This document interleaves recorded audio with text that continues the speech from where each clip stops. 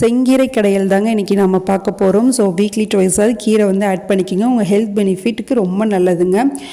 Iron, calcium, vitamin C, vitamin சொல்லி ஏகப்பட்ட சத்து இருக்குதுங்க கீரையில். ஸோ கண்டிப்பாக வீக்லி ட்வைஸ் சேர்த்துக்கிறது நம்ம உடம்புக்கு நல்லதுங்க. ஸோ நான் கீரையை ஆல்ரெடி நல்லா கழுகி குட்டி குட்டியாக கட் பண்ணி எடுத்து வச்சுருக்கேன். ஆட் பண்ணிக்கோங்க.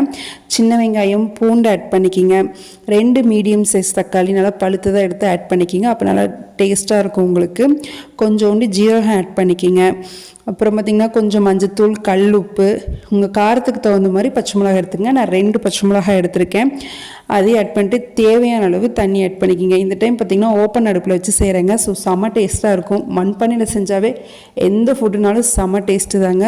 அதுக்கப்புறம் இன்னொரு பக்கம் பார்த்திங்கன்னா பாசிப்பருப்பும் துவரம் பருப்பும் நான் வேக வச்சு எடுத்து வச்சுருக்கேங்க. ஸோ கீரை பார்த்திங்கன்னா ஓரளவுக்கு வெந்துருச்சு. ஸோ இந்த ஸ்டேஜில் நம்ம எடுத்து வச்சுருக்க பருப்பை ஆட் பண்ணி நல்லா மிக்ஸ் பண்ணி விடுங்க. அவ்வளோதாங்க, நம்ம கீரை வந்து ரெடி ஆயாச்சு.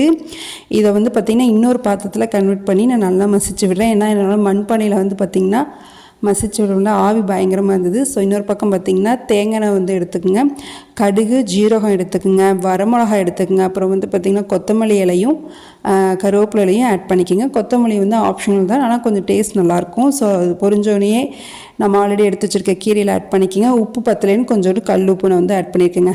அவ்வளோதாங்க, நம்ம சுவையான செங்கீரை கடைகள் ரெடி ஆயாச்சுங்க.